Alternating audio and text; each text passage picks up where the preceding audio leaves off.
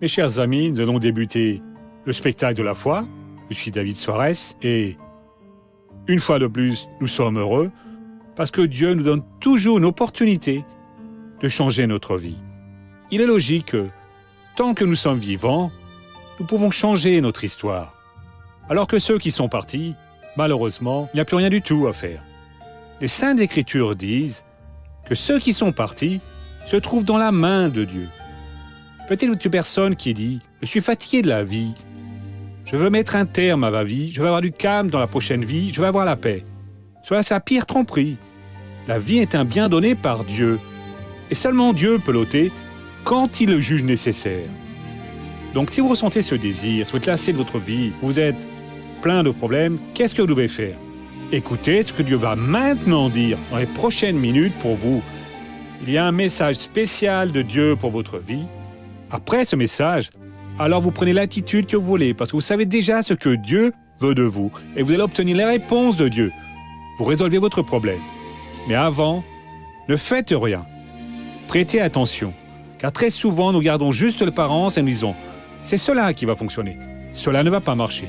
Un jour, un homme de Dieu appelé Samuel a reçu un message de Dieu, vous voyez, il y a une personne désignée pour faire la différence. Vous allez dans cette famille, et cette famille a 8 enfants. Et quand cet homme est arrivé là, il a vu le fils, le plus âgé. Il a regardé cet enfant plus âgé, un jeune homme très beau, parlant bien, très éduqué, un guerrier. Et il a dit ainsi, cet homme est celui que Dieu a choisi. Et Dieu a dit, ce n'est pas lui. Parce que je ne suis pas en train de regarder l'apparence, je suis en train de regarder ce qui est à l'intérieur. L'un après l'autre, cet homme alors pensait qu'il était celui-ci choisi par Dieu, il ne l'était pas. Et celui auquel il pensait le moins l'était. Il a été choisi. Peut-être une personne qui vit discriminée. Vous êtes fatigué de votre vie, d'être humilié, mais Dieu a un dessein pour vous. Dieu vous a choisi pour une chose, d'apprendre ce programme d'aujourd'hui. Prêtez attention à cela. Et après, nous revenons ici au studio pour que je puisse en dire plus à vous, au nom de Jésus. Mes chers frères, ces derniers cultes que nous avons eus ici ont été grandement bénis. Nous sommes en train de traiter d'un sujet de la plus grande importance, qui est la réponse au pourquoi autant de personnes vivent juste en étant volées. Les choses tournent mal pour ces personnes. Missionnaire, je ne comprends pas, je suis de l'église, je prie, je lutte, mais je n'obtiens pas ma bénédiction, je ne parviens pas à avoir ma libération. Aujourd'hui, Dieu a quelque chose d'important à vous montrer. Le verset qui parle de cela est dans le second livre des Juges, au chapitre 2, et après nous allons voir plus de choses ici. En commençant par le verset 11, juste pour pouvoir ouvrir votre compréhension. Les Israélites firent alors ce qui déplaisait au Seigneur. Ils se mirent à servir les Baals. Ils abandonnèrent le Seigneur, le Dieu de leur père, qui les avait fait sortir d'Égypte, et ils se mirent à suivre d'autres dieux. D'entre les dieux des peuples qui les entouraient, ils se prosternèrent devant eux et ils contrarièrent le Seigneur. Ils abandonnèrent le Seigneur et se mirent à servir le Baal et les Astartés. Tous ne se sont pas tournés vers la sorcellerie. Tous n'ont pas commis non plus de grandes choses aux yeux des hommes. Mais aux yeux de Dieu, ils ont commis. L'important, ce n'est pas juste ce que la société considère comme une faute, que la personne doit cesser de pratiquer, mais tout ce qui, aux yeux de Dieu, est mauvais. Les choses que beaucoup de chrétiens ne comprennent pas et commettent, comme ces personnes qui trouvent que c'est une chose normale d'avoir peur. Au Proverbe 28:1, la seconde partie dit que l'enfant de Dieu est intrépide comme un lion. Le lion n'a pas la notion de peur. L'intrépidité, l'absence de peur, c'est ce qui le domine. Vous pouvez lui montrer un revolver qu'il va vous sauter dessus. N'importe pas ce qui va se produire. L'enfant de Dieu doit agir de cette manière. Quand il a peur, est-ce que je vais bien terminer mes jours? Mon mariage va-t-il durer? Je ne vais pas attraper une maladie incurable. Je vais rester sans avoir de travail. Il est en train d'ouvrir la porte à l'ennemi. La Sainte Bible garantit que 1000 vont tomber à notre côté, 1000 à notre droite, mais nous ne serons pas atteints. Parfois, il y en a un qui tombe à côté et de l'autre côté, et le prochain, c'est moi. Job a commis ce péché. Il était juste, droit et intègre, mais il avait un défaut que personne ne voyait. Il avait une grande peur qu'un jour de mauvaises choses puissent lui arriver, qu'il puisse perdre sa santé, qu'il perde sa famille, qu'il perde ses biens. C'est exactement ce qu'il lui a même dit. Ce que je redoutais le plus m'est arrivé. Il y a des personnes qui sont en train de se courber devant les entités qui sont derrière cette augmentation de l'immoralité en ce pays. Sont des personnes de Dieu, mais qui sont en train d'utiliser ces personnes pour s'en inspirer, et cela, c'est leur destruction.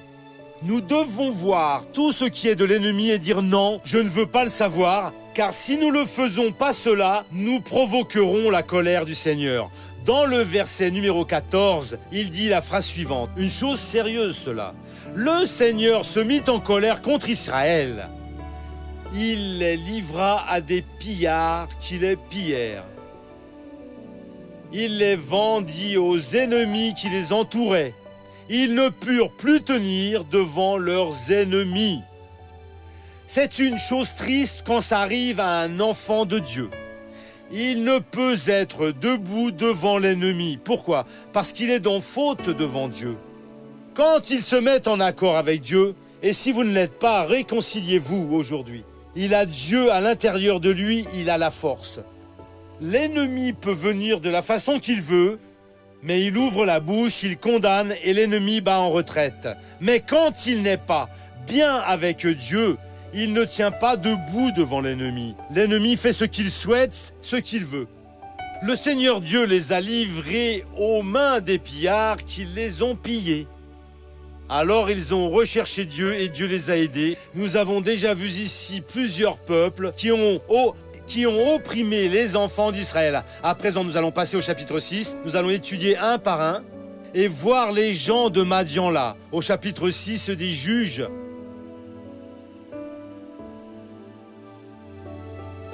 Ici, au chapitre 6, on dit ainsi. Juges, chapitre 6. Les Israélites firent ce qui déplaisait au Seigneur. Le Seigneur les livra à Madian pour 7 ans. Un triste moment où Dieu les livre. Gens de Madian, ils sont à vous. Vous pouvez les opprimer. Mais Dieu fait-il cela, missionnaire? Dieu est la justice, mon frère. L'âme qui pêche, celle-là mourra. Nous sommes à une époque, mon frère, où nous pouvons aller maintenant au tribunal de Dieu et confesser nos erreurs. Là, nous rencontrerons l'amour de Dieu, la miséricorde, le pardon et la compassion. Mais si ne nous repentons pas et que nous continuons avec le péché dans notre cœur, et très souvent avec les mains sales, Dieu va nous livrer. Jésus a dit, Pierre, Pierre, Satan a demandé pour vous examiner, vous passez au crible comme le blé, et j'ai prié pour vous. Non, Seigneur, je vous en prie, pas besoin, non. Je suis plus fort que ça. Et il a chuté. Il a nié 3 fois Jésus. Ici, ils ont fait ce qui était mal aux yeux du Seigneur. Il avait déjà des exemples depuis le début. Diverses fois, ils ont été livrés. Leur père en avait souffert. Mais ils n'ont pas appris. Une fois de plus, ils l'ont fait. Et qu'est-ce qui s'est passé? Ils ont été livrés aux mains des gens de Madian. Au lieu de rechercher Dieu, qu'est-ce qu'ils ont fait? Le verset 2. Madian fit sentir son pouvoir à Israël. C'est à cause de Madian que les Israélites aménagèrent dans leurs montagnes les crevasses, les grottes et les endroits escarpés. Au lieu de s'approcher, Dieu, on a péché. Nous sommes dans le rouge. Pardonne-nous. Seigneur, efface toutes nos transgressions. Amène-nous à nouveau en ta présence. Nous allons faire des grottes dans les montagnes, des fortifications. Nous allons nous protéger. Ça n'avance à rien. Ça n'avance à rien de créer du matériel quand le problème est spirituel. Vous êtes ouvert pour l'ennemi et tout ce que vous faites ne donne rien. Quand Israël avait semé Madian, Amalek et les fils de l'Orient l'attaquaient. Ils dressaient leur camp contre lui, détruisaient la production du pays jusque vers Gaza, et ne laissait en Israël ni vivre, ni petit bétail, ni bœuf, ni âne. Quand ils se mettaient en campagne, avec leurs troupeaux et leurs tentes, ils arrivaient comme une multitude de criquets. Ils étaient innombrables, eux et leurs chameaux. Ils venaient dans le pays pour le ravager. Israël fut très affaibli par Madian, et les Israélites crièrent vers le Seigneur.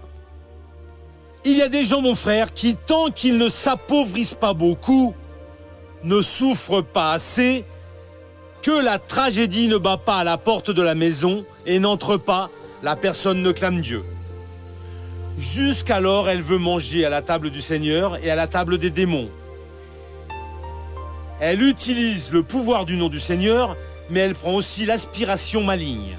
Et le résultat, ça a été 7 ans de souffrance, d'appauvrissement, les cavernes, les grottes, toutes les fortifications, rien n'a fait. Et ils ont résolu de faire ce qui est correct. Ils ont imploré Dieu. Imploré Dieu. Et qu'est-ce qu'a fait Dieu? Il a envoyé le vent et a enlevé tout le monde? Rien de cela. La magie n'existe pas.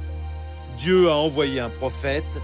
Et ce message du prophète est un message actuel pour nous. C'est ici, dans les versets 8 et suivants. Le Seigneur envoya un prophète aux Israélites. Il leur dit: ainsi parle le Seigneur, le Dieu d'Israël.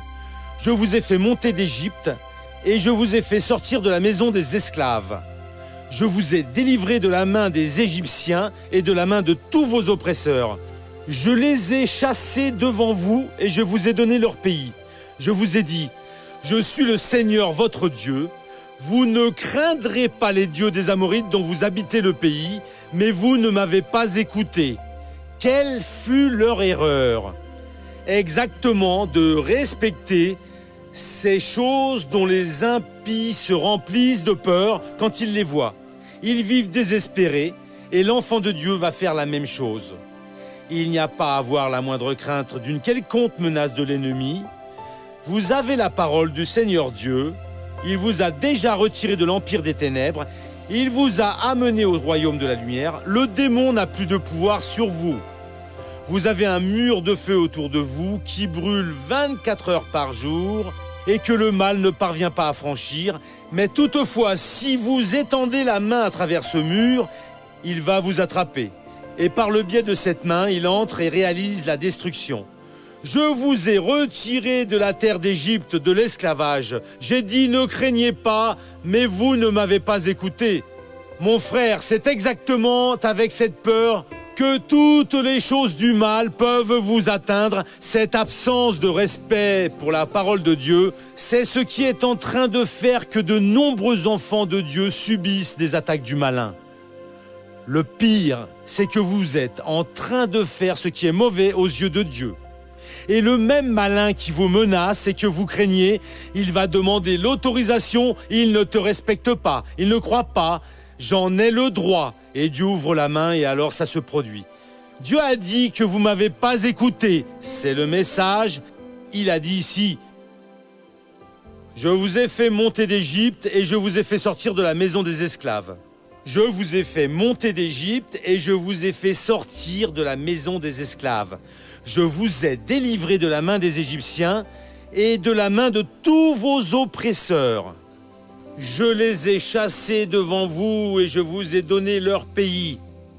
Je répète, je les ai chassés devant vous et je vous ai donné leur pays. Et il nous a donné la terre des promesses qui est l'évangile. C'est notre évangile. Cette terre nous appartient avec toutes ses bénédictions. Il faut juste faire la volonté de Dieu, revendiquer que ça se produit. Nous n'avons pas à faire quoi que ce soit, car c'est déjà à nous.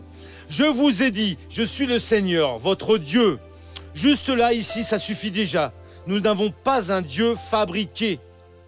Notre Dieu est le créateur du ciel et de la terre. Je suis votre Seigneur, je suis votre Dieu. En d'autres termes, je vous protège, j'ouvre des portes que personne n'arrive à fermer.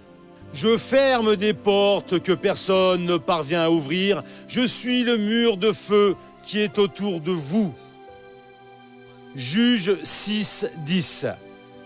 Vous ne craindrez pas les dieux des Amorites dont vous habitez le pays. Mais vous ne m'avez pas écouté. Cela a été votre erreur. Gédéon y a cru, il a été soulevé. Après, vous pouvez lire le restant ici. Et il a apporté la libération pour les enfants d'Israël. Soyez une personne de Dieu, missionnaire. Je ne le suis pas. Au fond de moi, il y a une crainte, une peur. Voyez, je suis saisi par cette peur. Confessez à Dieu, soyez sincères. Seigneur, j'ai besoin de ton aide. Je veux être cet intrépide, comme le Seigneur le dit. Je veux être cette personne séparée de toutes ces sortes de péchés. Je veux agir selon ta volonté. Et Dieu va vous utiliser, il va vous bénir au nom de Jésus. Amen. Allons au feuilleton de la vie réelle.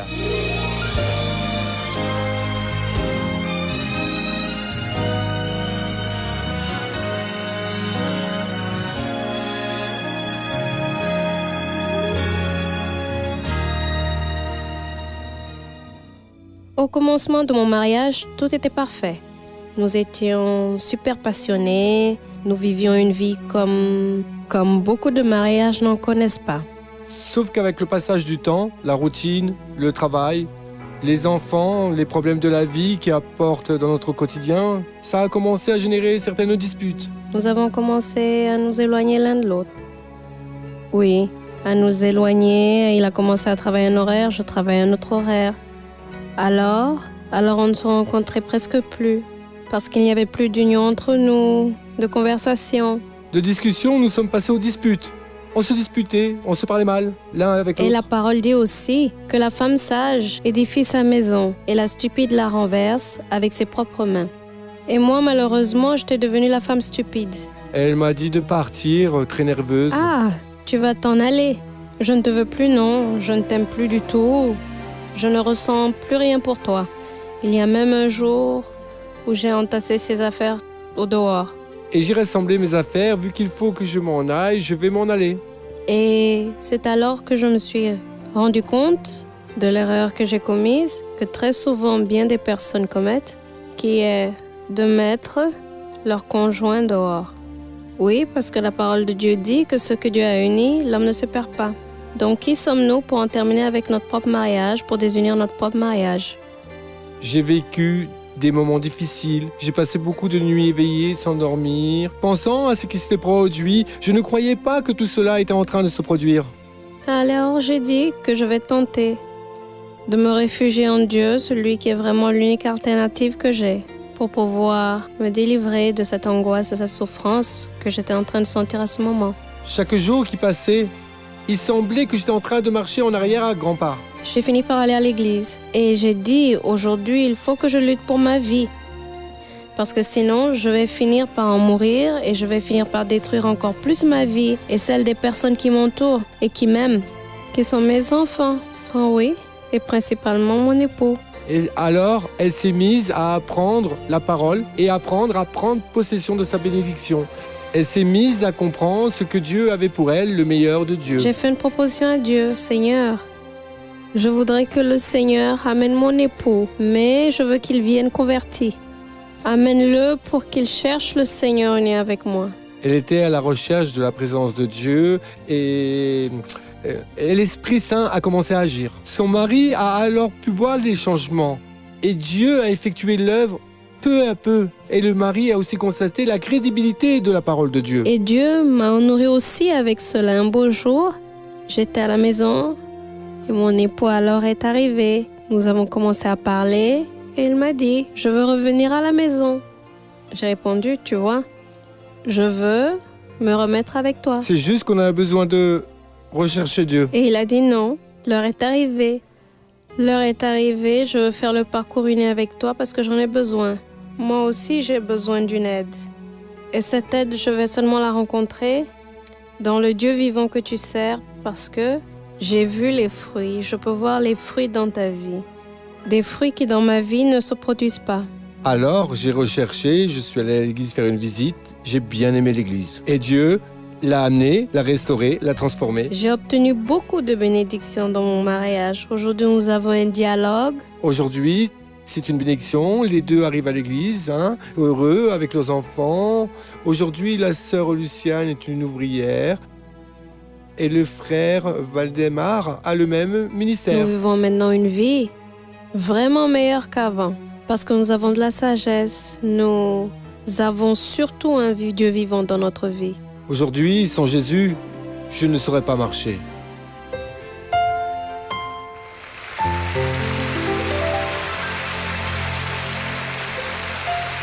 Si votre mariage est aussi confronté à une crise, qu'il soit semblable à celle-ci, qu'il soit moins intense ou plus forte, venez donc vers Jésus. Faites ce qui est correct aux yeux de Dieu. Faites juste ce qu'il approuve. Et qu'est-ce qu'il approuve, missionnaire? Il suffit que vous lisiez la Bible, que vous le sentiez. L'Esprit de Dieu parle par la parole ou par la prédication de la parole. Accomplissez la volonté de Dieu et vous allez voir que l'ennemi va perdre la bataille dans votre vie. Allons maintenant à la première question.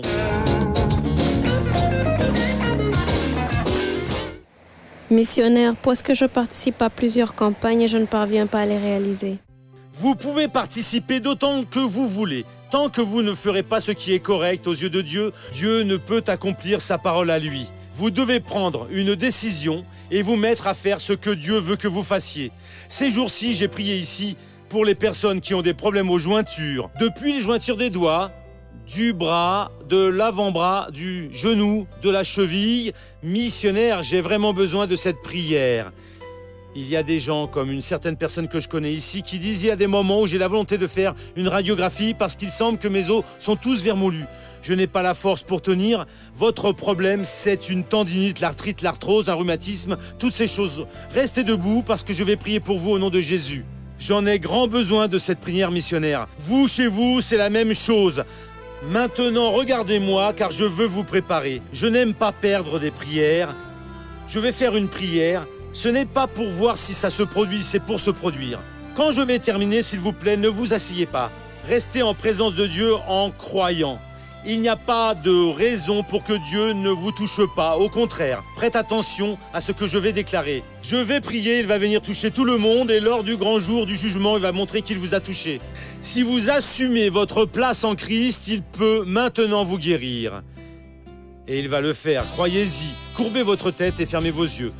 Seigneur, au nom de Jésus, je viens au-devant de toi. Il y a quelques personnes ici dans l'église, mais des milliers dans le pays et dans le monde qui sont maintenant en train de prier avec moi. Beaucoup parmi ces personnes ont traversé une phase difficile.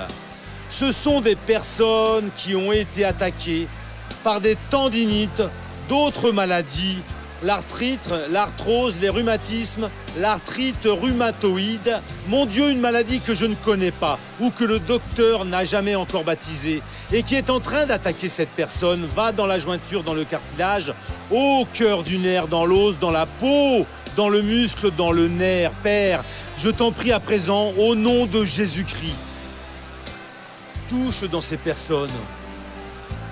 Oh mon Dieu, guéris en ce moment précis tout ce peuple. Seigneur, j'ai l'entière certitude que ta parole ne faillit pas.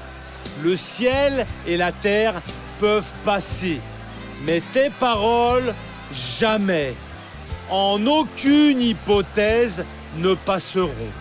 Père, j'unis votre foi avec la foi de ce peuple et je vais maintenant exiger la sortie du mal. Et cela, Dieu, pour ta gloire, au nom de Jésus. Je paralyse toute cette action de l'enfer dans votre vie.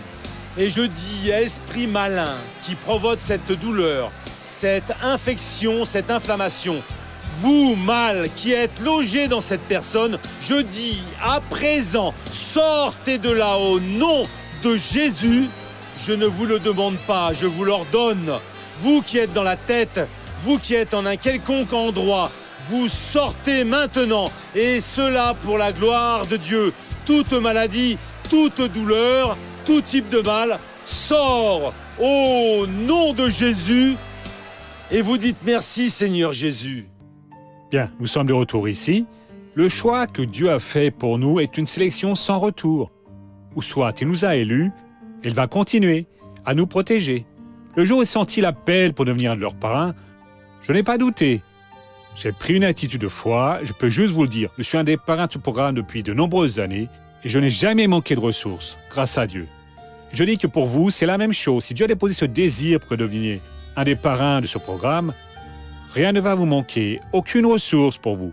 Bien au contraire, il va ouvrir des portes que vous n'auriez jamais pensé qu'elles seraient ouvertes. À présent, Dieu espère notre action, notre attitude.